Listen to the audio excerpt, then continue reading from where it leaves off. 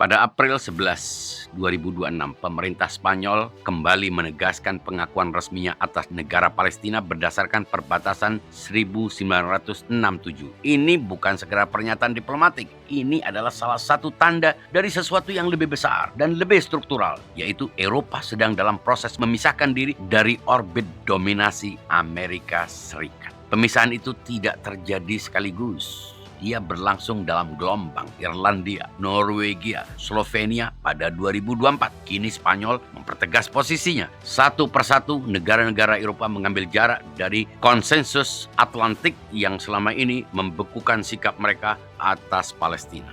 Dan jarak itu bukan kebetulan geopolitik, ia adalah insaf. Eropa punya sejarah yang tidak bisa diabaikan dalam konteks ini. Kolonialisme, pembagian wilayah sewenang-wenang, deklarasi Balfour yang lahir dari logika imperial Inggris. Semua itu adalah warisan Eropa sendiri yang kemudian dioper ke tangan Amerika untuk dikelola dan dipertahankan sepanjang abad ke-20. Eropa bukan korban dari proyek hegemoni, ia adalah bagian darinya. Maka insaf yang sekarang bergerak di Eropa bukan sekedar koreksi terhadap kebijakan Washington. Ia atau seharusnya dibaca sebagai pengakuan atas keterlibatan historis yang jauh lebih panjang dari masa jabatan Presiden Amerika manapun. Namun ada katalis yang tidak bisa diabaikan. Trump di bawah kepemimpinan yang oleh banyak kalangan dijuluki New Nero, pemimpin yang membakar konsensus sambil menikmati tontonannya sendiri. Hubungan transatlantik mengalami tekanan yang tidak lagi bisa disembunyikan di balik protokol diplomatik. Arogansi unilateral Washington, penghinaan terbuka terhadap multilateralisme, dan dukungan tak berkedip terhadap agresi Israel di Gaza telah memaksa Eropa untuk menghadapi pertanyaan yang selama ini dihindari. Sampai kapan harus mengikuti Amerika? Trump tidak menciptakan perpecahan ini. Ia hanya menyingkap bahwa perpecahan sudah ada.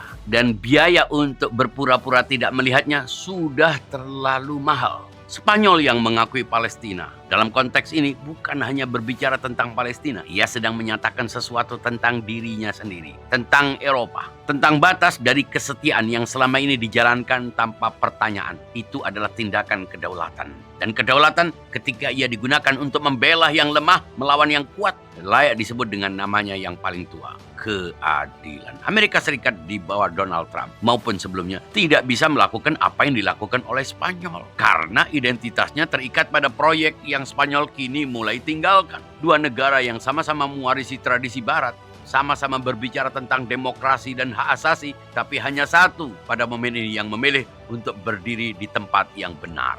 Eropa sedang bergerak, dan arah geraknya setidaknya pada hari ini menjauh dari Roma yang sedang terbakar oleh sang Nero. Refresh your mind.